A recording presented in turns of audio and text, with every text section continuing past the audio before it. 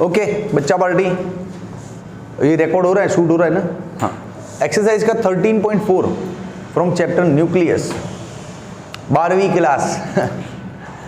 पढ़ो क्वेश्चन, बच्चों जैसे क्वेश्चन है। देखो बाइंडिंग एनर्जी के बारे में पूछे ना तो आपको कितनी बार हमने डिस्कस किया बाइंडिंग एनर्जी, कि न्यूक्लियस जब पहले न्यूक्लियस नहीं था, उसके प्रोटॉन न्यूट्रॉन सब अलग अलग थे, तब उनका मास किया तो वो ज़्यादा आया। किसके कंपैरिजन में? कि वो सब जब बंद गए और न्यूक्लियस बना दिया ना, न्यूक्लियस के अंदर अपन ने न्यूक्लियस का मास किया तो पता चला कि ये सारे फ्री थे तब ज़्यादा हैवी थे, न्यूक्लियस में जुड़ते ही मास कम पड़ गया। मतलब जुड़ने में कुछ ना कुछ मास इन्होंने लॉस किया। That mass is called mass defect. और उस मास डिफेक्ट को मल्टीप्लाई बाय 931.5 करें तो पता चलता है कि उस मास में से इतना एनर्जी बन के चला गया। अब वापस उस न्यूक्लियस को, जुड़े हुए न्यूक्लियस को तोड़ना है ना, तो जितना एनर्जी उड़ के गया ना उतना ही वापस देना होता है अंदर। That is called binding energy. तो बाइंडिंग एनर्जी को हम मास डिफेक्ट से सॉल्व करते हैं। कितना मास उड़ गया देख लो, है ना? और मास उड़ गया, मास डिफेक्ट जो होता है उसको सॉल्व करने का अपने पास सीधा सा फॉर्मूला भी है। चलो अब क्वेश्चन पढ़ते हैं। Obtain the binding energy of the nuclei Fe56 and bismuth 209 in units of million electron volt from the following data. ये डेटा काम आएगा। चलो तो दो डिपार्टमेंट बनेंगे यहाँ पे। पहला बनेगा Fe के लिए, Fe26 56, और दूसरा बनेगा बिस्मथ के लिए। बिस्मथ कितना? 83 209। ठीक है। अब पहले तो रुको, इसको क्या बोलते हैं? Z, इसको क्या बोलते हैं? A। और N कैसे ऑब्टेन होता है अपने को? हाँ very good, A minus Z करते हैं तो पता चलता है इतना न्यूट्रॉन है अंदर। 56 माइनस 26, कितना न्यूट्रॉन है इसमें? 30। ओके, इसका भी कैलकुलेट कर लो। ये है भैया इसका Z, ये है इसका A। अब N is equals to A minus Z, 209 minus 83। ये यहाँ पे सरफेस थोड़ा गीला रह गया, माइनस 83, तो ये कितना होता है? 6 12 126। क्या है रे भाई? 126। ये है न्यूट्रॉन बिस्मथ के केस में। ठीक है। अब इसका बाइंडिंग एनर्जी लाए तो मास डिफेक्ट से ही लाएंगे पहले तो। पहले चलो मास डिफेक्ट सॉल्व करते हैं। मास डिफेक्ट डेल्टा एम, क्या फॉर्मूला था उसका? हाँ very good, ZMP NMN minus mass of Fe nucleus. चलो अब रखते हैं वैल्यू, खेल खत्म करते हैं। देखो Z कितना है Fe के केस में? 26। मास ऑफ प्रोटॉन के लिए रुक जा भाई 2 मिनट।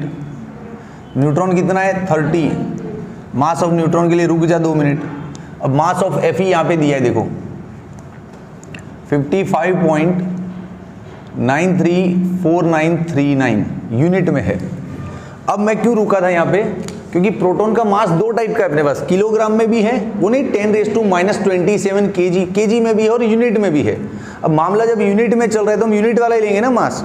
तो यूनिट वाला मास आपको याद रखना है भाई, 1.007825। हाँ वो कुछ सम्स में 7274 लिया है, कुछ में 7। हाँ ओके ये करेक्ट है, पकड़ के चलो 1.007825। और न्यूट्रॉन के मास में कोई कंफ्यूजन नहीं है, 8665। इसको आप सॉल्व करो तो यहाँ पे आपका मास डिफेक्ट निकल के आएगा। आपके पास कैलकुलेटर तो डायरेक्ट बताओ मेरे को कितना आता है? 0.528461, इतना मास डिफेक्ट आया। अब इसका बाइंडिंग एनर्जी कितना बनेगा भाई? कैमरामैन ये शूट हो रहा है कि नहीं? यहाँ पे देखो मैं नीचे बहुत लिख रहा हूँ। बाइंडिंग एनर्जी मतलब mass defect into 931.5 million electron volt, तो 0.528461 इंटू 931.5 मिलियन इलेक्ट्रॉन वोल्ट। यहाँ से आंसर आया। अब ये तो आ गया बाइंडिंग एनर्जी, लेकिन क्वेश्चन शायद थोड़ा छपा नहीं है।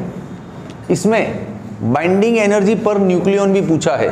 मैंने गुजराती मीडियम वालों को करवाया था, बाइंडिंग एनर्जी पर न्यूक्लियन भी पूछा है। तो पूरे बाइंडिंग एनर्जी पर न्यूक्लियन क्या होता है जानते हो ना आप? पूरे न्यूक्लियस को तबाह करना है। जैसे Fe के न्यूक्लियस के अंदर कितना मेंबर्स होगा? 56।